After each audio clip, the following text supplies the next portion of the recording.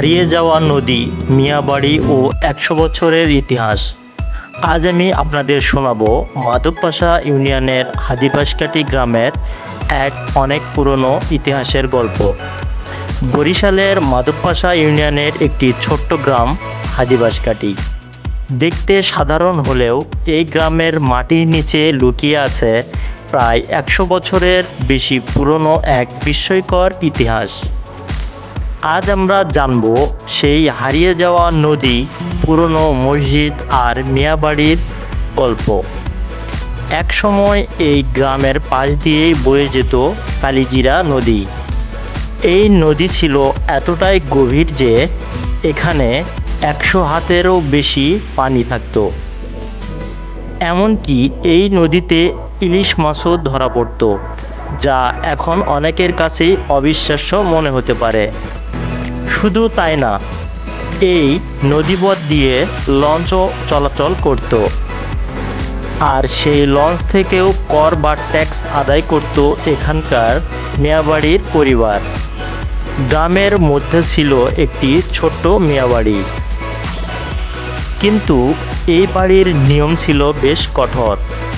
লোকজন এই বাড়ির সামনে দিয়ে জুতা পায়ে হেঁটে যেতে পারত না, এমনকি মাথায় ছাতা দিয়েও যাওয়ার কোনো সুযোগ ছিল না। এই নিয়মগুলো সেই সময়ের জমিদারি প্রথার কঠোরতা ও সামাজিক ব্যবস্থার একটি স্পষ্ট চিত্র তুলে ধরত।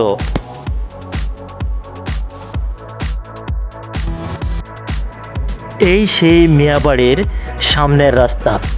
একবার ভাবুন তো, এই রাস্তা দিয়েই নাকি মানুষ জুতা পায়ে দিয়ে চলাচল করতে পারত না, এবং মাথার উপরে ছাতা দিয়েও চলাচল করতে পারত না।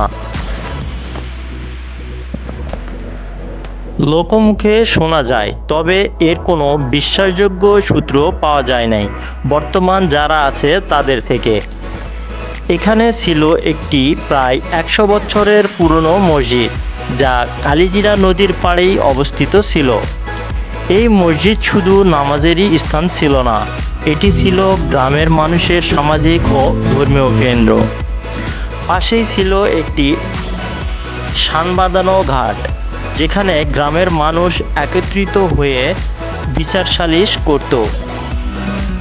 যে নদীতে এক সময় লঞ্চ চলত, আজ সেখানে আর নদীর কোনো অস্তিত্বই নেই, শুধু কিছু কচুরিপানা, ধানক্ষেত আর চর, যা দেখে বোঝা যায় এখানে এক সময় নদী ছিল।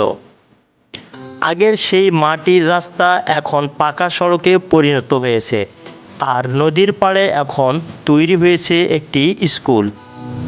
সময়ের স্রোতে হারিয়ে গেছে কালিজিরা নদী, ম্লান হয়ে গেছে জমিদার বাড়ির প্রভাব, তবুও রয়ে গেছে ইতিহাসের নিঃশব্দ সাক্ষী। পুরনো ঘাট, মসজিদের স্মৃতি আর কিছু গল্প। এক গ্রাম আমাদের মনে করিয়ে দেয়, সব কিছুই বদলে দিলেও ইতিহাস কখনো পুরোপুরি হারিয়ে যায় না।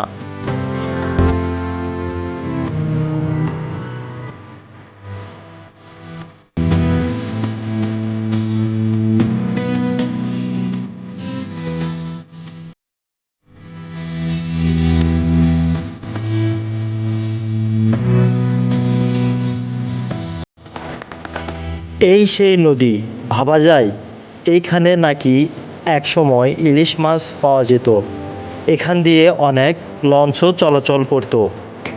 ওই সময় ওই দূরের যে বাড়ি দেখা যায়, ওইখান থেকে শুরু করে আমার পিছনের রাস্তা পর্যন্ত পুরোটাই এক সময় নদী ছিল। বর্তমানে এই জায়গা জমি এবং কচুরিপানায় ভরে গেছে।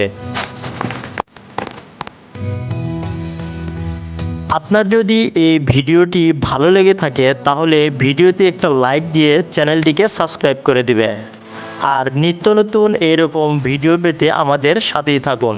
ধন্যবাদ সবাইকে।